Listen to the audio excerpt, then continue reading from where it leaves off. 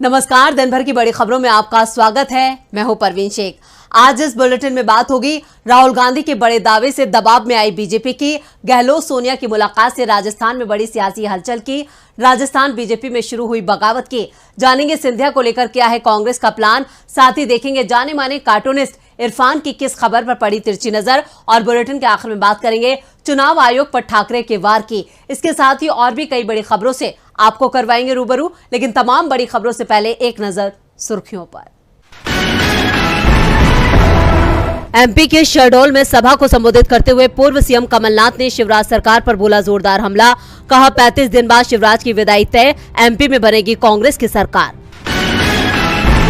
आप सांसद संजय सिंह को राहत नहीं, संजय सिंह की ईडी हिरासत 13 अक्टूबर तक बढ़ी, दिल्ली में हुए शराब घोटाले से जुड़ा है मामला।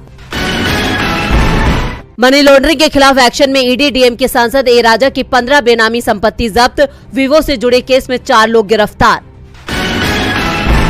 तेजी के साथ बंद हुआ शेयर बाजार, सेंसेक्स 566 अंक बढ़कर 66,079 पर हुआ बंद, निफ्टी 177 अंकों की तेजी के साथ 19,689 पर हुआ बंद।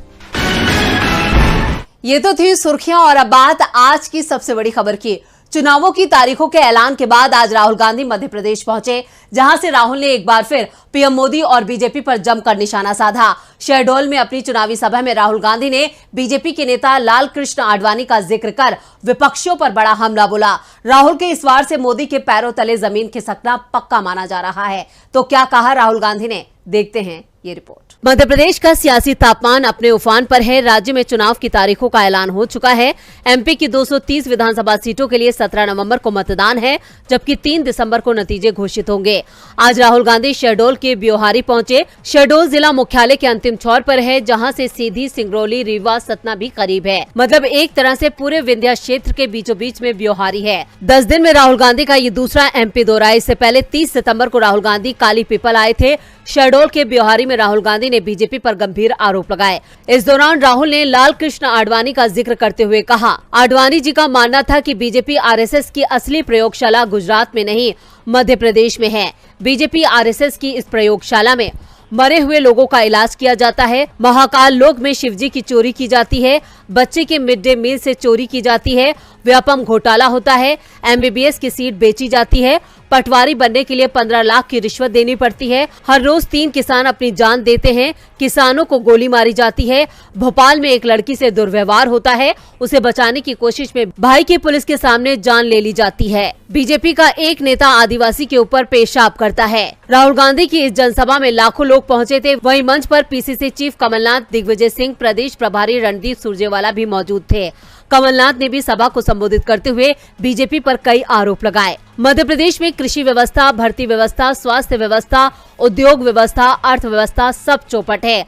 आज मध्य प्रदेश का हर व्यक्ति या तो भ्रष्टाचार का शिकार है या भ्रष्टाचार का गवाह है। इसलिए आने वाले विधानसभा चुनावों में मध्य प्रदेश के भविष्य का फैसला होना है, और मध्य प्रदेश का भविष्य आपके हाथों में है। कांग्रेस और राहुल के इस आक्रामक चुनाव प्रचार से बीजेपी भी सख्ते में है।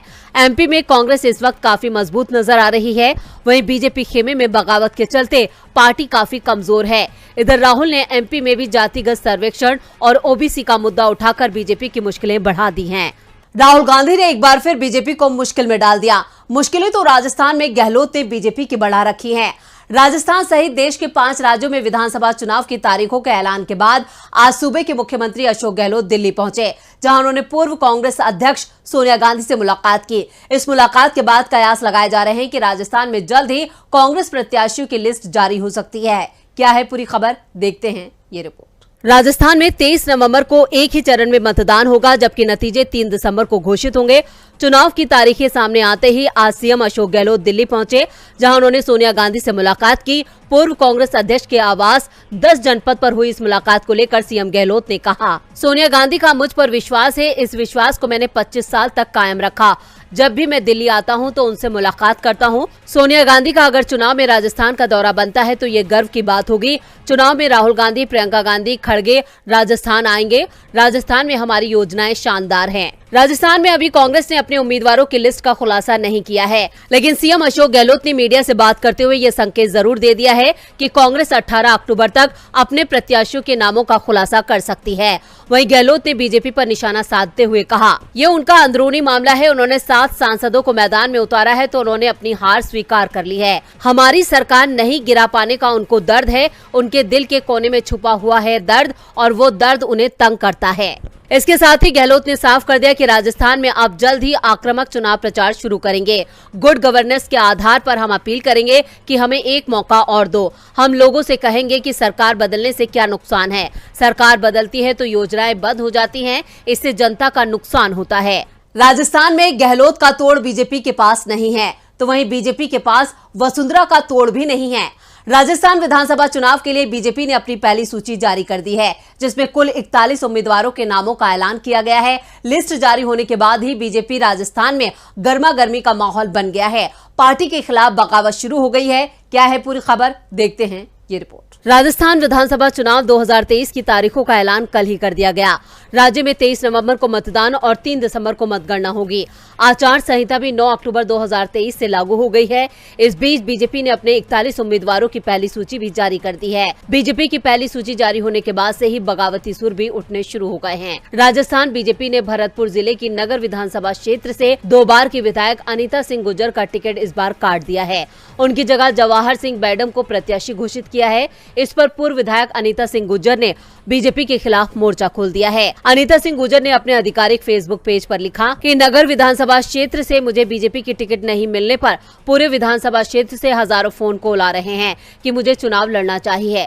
मैं आपकी भावनाओं का सम्मान करती हूं। अभी जयपुर में हूं। कल शाम को आप सभी के बीच उपस्थित रहूंगी, आपसे बात करूंगी और अपनी मन की बात आप सब के बीच रखूंगी। फिर भी आप जो कहेंगे आपका आदेश सर आंखों पर। पूर्व विधायक अनीता गुर्जर ने आगे लिखा कि मानकर मुझे बीजेपी ने अपने से दूर किया है और ऐसे को टिकट दिया है जिसकी जमानत जब्त होगी। हमने नगर कांग्रेस के कुशासन और भ्रष्टाचार और तुष्टीकरण के खिलाफ पिछले 5 सालों से लगातार आंदोलन और यात्राओं के जरिए जनता की आवाज बुलंद की है। अब आगामी 40 दिनों में इस लय की और अधिक धार देते हुए जनता के बीच परिवर्तन की लहर इतनी प्रचंड बनाई कि तुष्टीकरण नाम की बीमारी जड़ से खत्म हो जाए। आपको बता दें कि साल 1996 में जिला प्रमुख रही अनीता गुर्जर राजस्थान के भरतपुर जिले में साल 2008 और 2013 में बीजेपी से विधायक रह चुकी हैं। वहीं इस बार नगर विधानसभा सीट से टिकट पाने वाले जवाहर सिंह बैडम राजस्थान की बीजेपी सरकार में मंत्री रह चुके हैं। अनीता गुर्जर के इन तेवरों से राजस्थान में बीजेपी की मुश्किलें बढ़ने वाली हैं। वहीं वसुंधरा खेमे के नरपत सिंह राजवी का टिकट कटने से भी राजस्थान बीजेपी में बगावत तेज हो सकती है, जिससे मोदी और बीजेपी दोनों के लिए खतरे की घंटी बज सकती है। राजस्थान में नेताओं की बगावत बीजेपी पर भारी पड़ने वाली है। इधर एमपी में भी बीजेपी के हालात ठीक नहीं है। मध्य प्रदेश विधानसभा चुनावों के ऐलान के साथ ही अब चुनाव प्रचार में और तेजी आ गई है। बीजेपी अपने 136 उम्मीदवारों के नामों का ऐलान कर चुकी थी, तो कांग्रेस ने 140 नाम तय कर लिए हैं। इसके साथ ही दोनों दलों के बीच आरोप प्रत्यारोप भी तेज हो गया है। इस बीच सिंधिया का एक बयान सामने आया, जिस पर कांग्रेस ने पलटवार किया है। सिंधिया के बीजेपी में शामिल होने के बाद पहली बार एमपी में बड़ा चुनाव है। प्रदेश में विधानसभा चुनाव का ऐलान हो चुका है और ग्वालियर चंबल संभाग में बीजेपी के प्रचार की कमान ज्योतिरादित्य सिंधिया के हाथों में है। सिंधिया ग्वालियर में बूथ सम्मेलन में कार्यकर्ताओं को संबोधित कर रहे हैं। इस दौरान उन्होंने कहा कि समानांतर तौर पर नेताओं को तब कार्यकर्ताओं की याद आती है जब चुनाव आते हैं, लेकिन ये बूथ स्तर पर सम्मेलन हर साल आयोजित किया जाएगा। उन्होंने ये भी कहा कि ये कार्यक्रम आपके और हमारे रिश्ते की शुरुआत है। चुनाव के बाद भी ये रिश्ता आगे और बढ़ेगा। सिंधिया के बयान को तुरंत ही कांग्रेस ने लपक लिया। पूर्व मंत्री सज्जन सिंह वर्मा ने कहा, दिल की बात कभी न कभी जुबान पर आ जाती है। सिंधिया ने भी इस बात को स्वीकार कर लिया है कि जब चुनाव आते हैं तब जनता को याद किया जाता है। केंद्रीय मंत्री के बोलने का तरीका भले ही कुछ और भी हो, मगर आप लोग इसके मायने अच्छी तरीके से समझ सकते हैं। इस बार विधानसभा चुनाव में ग्वालियर चंबल संभाग से बीजेपी साफ हो जाएगी।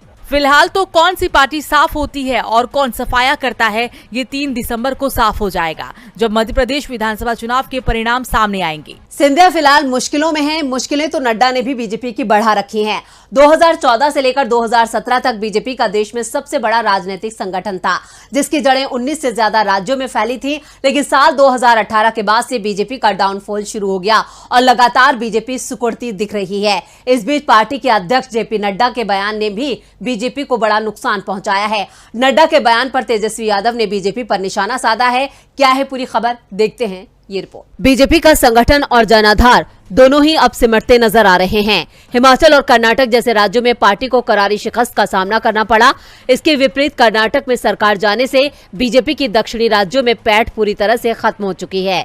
एनडीए से कई पार्टियों का टूटता गठबंधन भी पार्टी के कमजोर होने का प्रमाण तो दे ही रहा है। इस बीच बीजेपी के राष्ट्रीय अध्यक्ष जेपी नड्डा के क्षेत्रीय पार्टियों को खत्म करने के बयान पर बिहार के उप मुख्यमंत्री तेजस्वी यादव ने कहा, ऐसा लग रहा है कि वो खुद ही समाप्त हो रहे हैं। जितने भी क्षेत्रीय दल थे वो अब इनसे बिछड़ गए हैं। तमिलनाडु में दक्षिण भारत का इनका सबसे बड़ा गठबंधन टूट गया। इन्हें छोड़ दिया। इनके साथ कौन है? न देश की जनता है, न क्षेत्रीय दल है और न ही और कोई है। तेजस्वी यादव का यह बयान ऐसे वक्त पर आया है जब बिहार में जातिगत जनगणना के आंकड़े सामने आ चुके हैं और वहां ओबीसी आरक्षण बढ़ाने पर फिर से बहस छिड़ गई है। वहीं एनडीए से लगातार पार्टियां अपना गठबंधन तोड़ रही हैं। तमिलनाडु में एआईएडीएमके ने बीजेपी से गठबंधन तोड़ा है। वहीं अगले साल तमिलनाडु विधानसभा चुनाव से पहले पवन कल्याण की जनसेना पार्टी ने एनडीए का दामन छोड़ दिया है।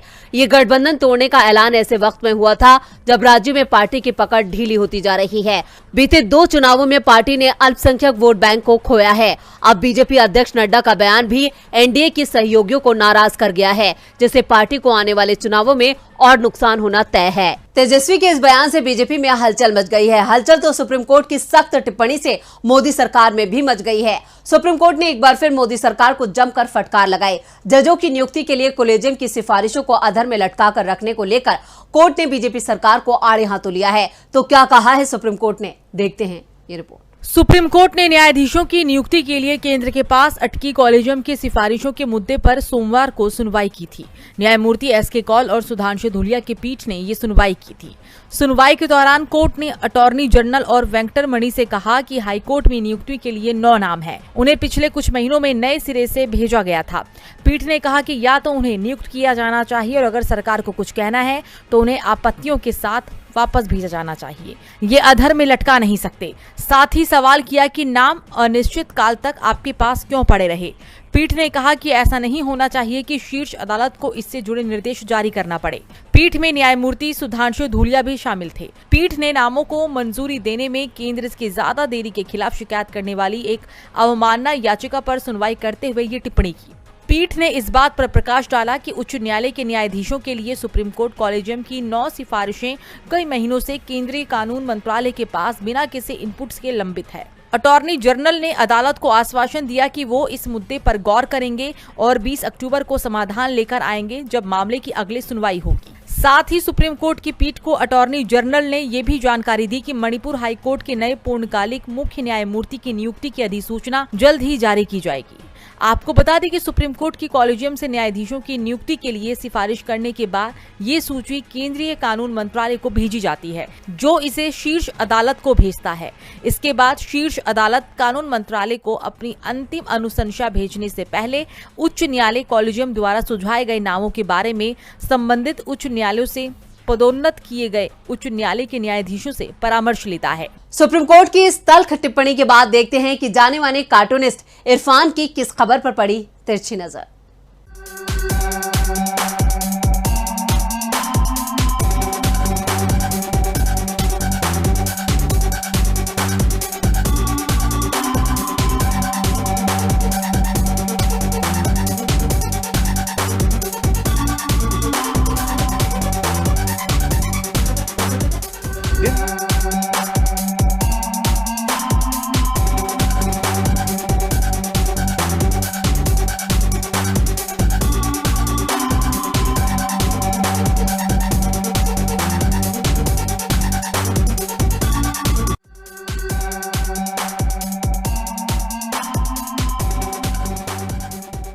5 राज्यों में चुनाव की घोषणा हो चुकी है। नेता अपने वादों और बैंडबाजों के साथ में जनता के बीच पहुंच रहे हैं। देखना है कि जनता उनका असली चेहरा पहचानती है या नहीं।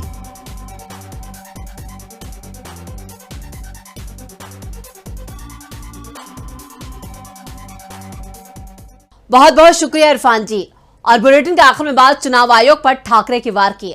9 अक्टूबर को चुनाव आयोग ने 5 राज्यों के विधानसभा चुनावों की तारीखों का ऐलान किया था, जिसको लेकर अब शिवसेना यूबीटी के नेता आदित्य ठाकरे का बड़ा बयान सामने आया है। तो क्या कहा है ठाकरे ने, देखते हैं ये रिपोर्ट। चुनाव आयोग महाराष्ट्र में लोकसभा उपचुनाव नहीं कराएगा। राज्य की 2 लोकसभा सीट चंद्रपुर और पुणे खाली है। चंद्रपुर सीट से कांग्रेस के सांसद सुरेश उर्फ बालू धानोरकर की जान 30 मई को चली गई थी, तो पुणे से बीजेपी सांसद गिरीश बापट की 29 मार्च को, यानी पुणे सीट 6 महीने से भी ज्यादा समय से खाली है, जबकि संवैधानिक नियमों के अनुसार किसी खाली सीट पर 6 महीने के अंदर चुनाव कराना जरूरी होता है। लेकिन अब आयोग की ओर से कहा जा रहा है कि 6 महीने बाद लोकसभा के चुनाव होने हैं, ऐसे में वो अब लोकसभा सीटों के उपचुनाव नहीं कराएगा। लोकसभा चुनाव के परिणाम मई में आएंगे, यानी 1 साल से ज्यादा समय तक ये सीटें खाली रहेंगी, जिसे लेकर शिवसेना यूबीटी के नेता आदित्य ठाकरे ने चुनाव आयोग पर ही सवाल खड़े कर दिए हैं। ठाकरे ने कहा कि चुनाव आयोग महाराष्ट्र में 2 लोकसभा सीटों के लिए उपचुनाव क्यों नहीं करा रहा है। चुनाव आयोग 5 राज्यों की विधानसभाओं के लिए चुनाव की तारीखों की घोषणा करते समय इन दोनों लोकसभा उपचुनावों को भी एक साथ जोड़ सकता था। शिवसेना यूबीटी ने दावा किया है कि चुनाव होता तो बीजेपी को हार मिलती और इसी के चलते चुनावों को टाल दिया गया। इस बीच आदित्य ठाकरे ने बीजेपी पर निशाना साधते हुए कहा कि 5 राज्यों के लोग जहां अगले महीने विधानसभा चुनाव होने हैं, वहां शांति, समृद्धि और प्रगति सुनिश्चित करने के लिए मतदान करेंगे। भारत उन लोगों को वोट नहीं देगा